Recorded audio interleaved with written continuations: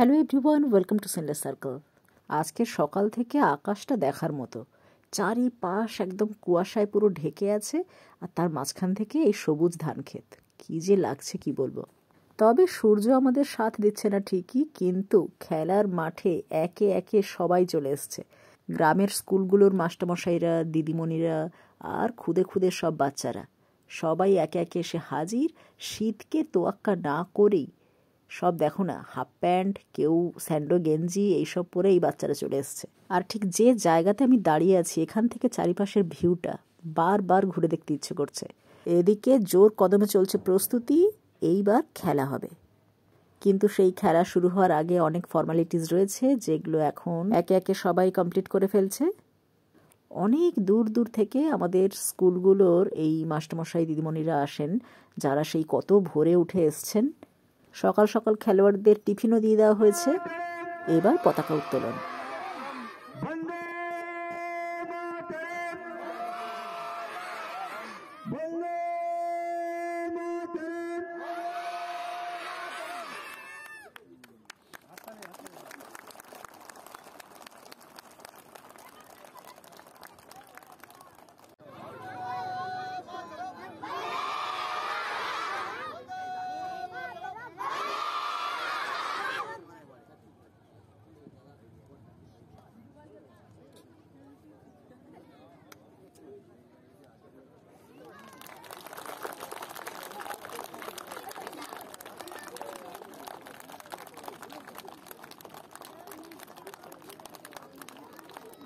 শহরে যেমন স্কুলগুলোতে খেলার সময় একটা নির্দিষ্ট ড্রেস থাকে বা ইউনিফর্ম থাকে, বা খেলার কিছু জার্সি থাকে, কিন্তু গ্রামের দিকে যে স্কুলগুলো থাকে সেগুলোতে তো সবার বাড়িতে এইরকম জার্সি বা আলাদা করে খেলার কোনো পোশাক তো থাকে না।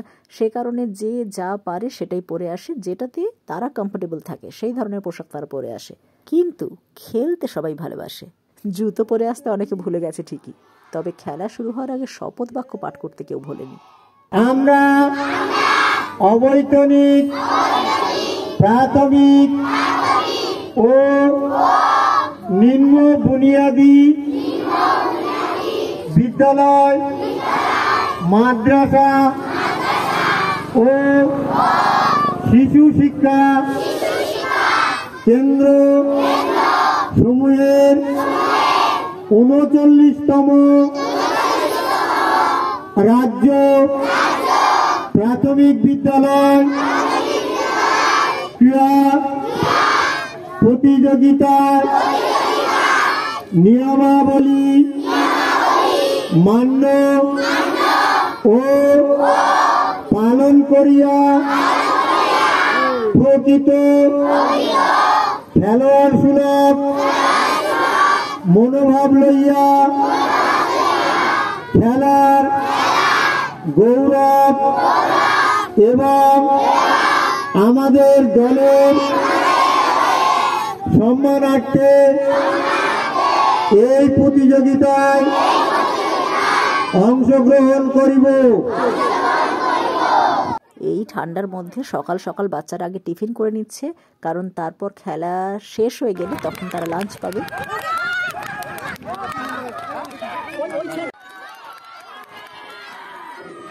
আকাশের অবস্থা এমন হয়ে আছে না, মনে হচ্ছে আমরা যেন কোনো শীতপ্রধান জায়গাতে ঘুরতে এসেছি, হিমালয়ের পাদদেশে আছি হয়তো। পুরো সেই শীতকালে সিকিম বা গ্যাংটক বা হিমাচল প্রদেশে যেমন একটা ওয়েদার থাকে, আজকে ঠিক তাই। তার ওপর মাঠ জুড়ে চলছে খেলা, কত রকমের খেলা যে একসাথে শুরু হয়ে গেছে তার কোনো ঠিক নেই। আর এই শীতের মধ্যে খুদে খুদে সব খেলোয়াড়দের হাত পা সব জড়সড় হয়ে গেছে, তাও বেচারারা হাল ছাড়েনি, সব চালিয়ে যাচ্ছে।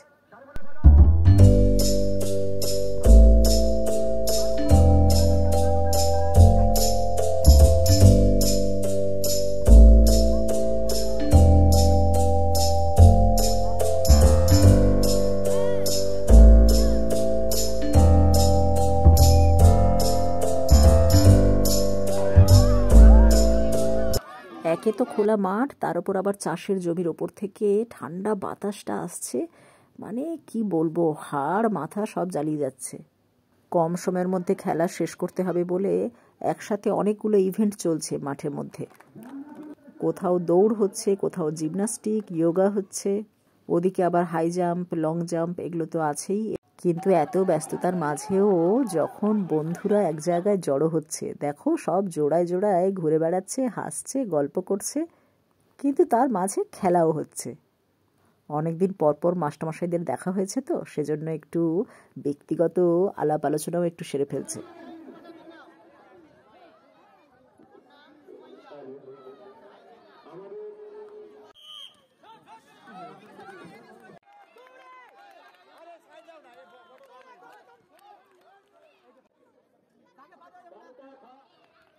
এটা হচ্ছে 200 মিটারের দৌড়। ওরা গিয়ে এখানে সব স্যার ম্যাডামরা দাঁড়িয়ে আছেন, ওনাদেরকে টাচ করে আবার ফিরে যাবে। বাবা, এই স্যার উত্তেজিত হয়ে পড়েছেন, তাড়িয়ে নিয়ে যাচ্ছে ওনার স্কুলের ছাত্রীকে।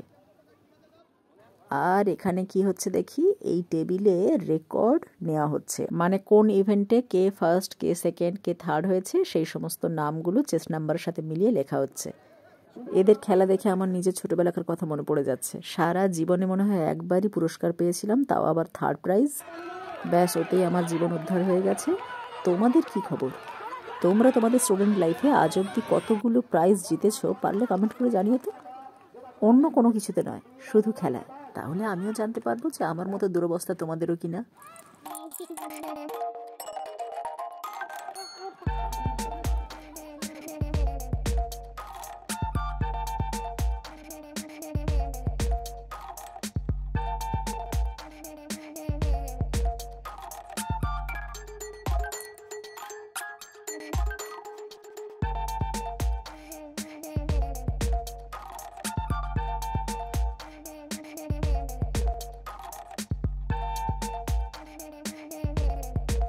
একটা স্পোর্টসের অনুষ্ঠান ঠিক মতোভাবে পরিচালনা করতে গেলে যা যা কিছুর প্রয়োজন হয় সেগুলোর অনেক কিছুরই অভাব থাকে গ্রামে।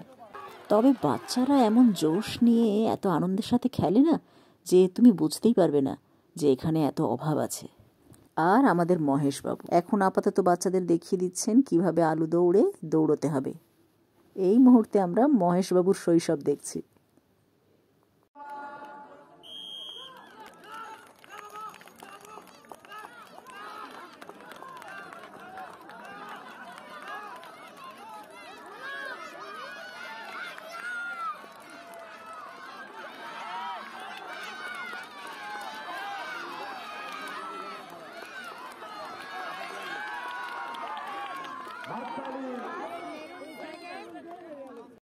এর মাঝে কয়েক ফোঁটা বৃষ্টি ভালো মতোই পড়ে গেছে, সে কারণে খুব তাড়াতাড়ি খেলা শেষ করতে হবে। তাই সবাই মিলে হাত লাগিয়েছে, আর এই সুযোগে দিদি নিজের কাজ করে যাচ্ছেন। দিদির কাজ হলো যেখানেই যাও না কেন জীবকে সেবা করে যাও, তা সে মানুষ রূপে হোক আর কুকুর রূপে। দিদি সবাইকে খাইয়ে যাচ্ছেন। এদিকে কমিটির সমস্ত সদস্যরা প্রচণ্ড ব্যস্ত।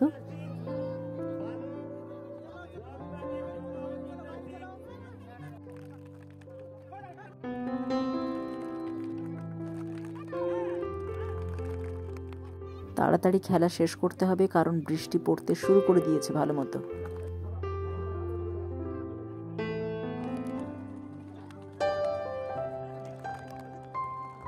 জিমন্যাস্টিক করার জন্য প্রপার ড্রেসের প্রয়োজন হয়, কিন্তু সেগুলো গ্রামের বাচ্চাদের নেই ঠিকই। তবে তারা চেষ্টার কোনো ত্রুটি রাখছে না, যতটা সম্ভব চেষ্টা করছে নিজেদেরকে প্রমাণ করার। বাড়িতে যার যা ছিল সেটাই পরে এসছে, আর সেই পোশাক পরেই খেলেই যাচ্ছে।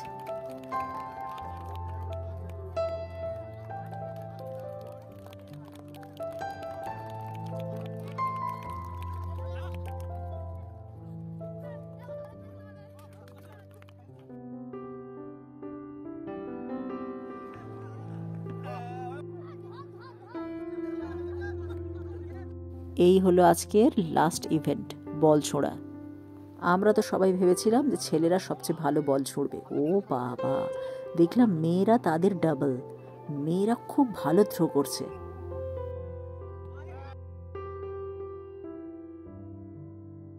এদিকে খেলাও শেষ আর পুরস্কারও সব রেডি। সবাইকে স্টিলের খুব ভালো কোয়ালিটির বাটি দেওয়া হয়েছে, বড় বড়।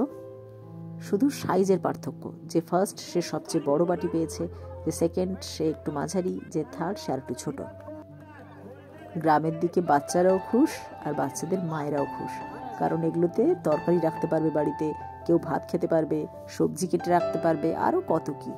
বাবা, এক একটা স্কুল তো 22টা পর্যন্ত প্রাইজ পেয়েছে, মানে তারা একদম খেলে গেছে যাকে বলে। এদিকে বৃষ্টিও শুরু হয়ে গেছে, আর কিচ্ছু করার নেই। তবে আমাদের খেলা শেষ, বাচ্চারা আমাদের খেলে দিয়েছে। আর স্যার ম্যাডামরাও ভালোই মজা করেছে আজ। শুধু বাকি ছিল পুরস্কার বিতরণী সভা, সেটাও এর মাঝেই সেরে দেওয়া হয়েছে। হঠাৎ বৃষ্টি চলে আসায় খুব ভালোভাবে সাজানো যায়নি পুরস্কার দেওয়ার জায়গাটা, তবে পুরস্কারটা সবার হাতে তুলে দেওয়া গেছে।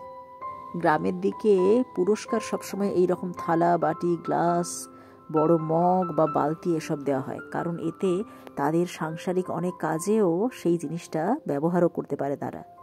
আর এই ধরনের জিনিসে গ্রামের মানুষটা খুব খুশিও হন। সে কারণে আশা করি যারা এইসব পুরস্কার পেল আজ, তারা প্রত্যেকে ভীষণ খুশি, আর তাদেরকে দেখে আমরাও প্রত্যেকে ভীষণ খুশি। সব মিলিয়ে আজকে এই খুদে খুদে খেলোয়াড় বন্ধুদেরকে নিয়ে আয়োজিত বার্ষিক ক্রীড়া প্রতিযোগিতা এখানেই শেষ। প্রত্যেক স্যার ম্যাডামের অক্লান্ত পরিশ্রম আর সহযোগিতায় আজকের খেলাটা উদ্ধার হয়ে গেল। এরপরও আমরা আছি, জেলা থেকে রাজ্য সর্বত্র খেলে দেব সবাই। আর এসবের মাঝে কিন্তু গ্রামের সৌন্দর্য, বিশেষ করে সর্ষে ক্ষেতের সৌন্দর্য দেখতে আমি একদম ভুলিনি। সব মিলিয়ে আজ এই পর্যন্ত। নেক্সট ভিডিওতে আবার দেখা হবে। Thanks for watching.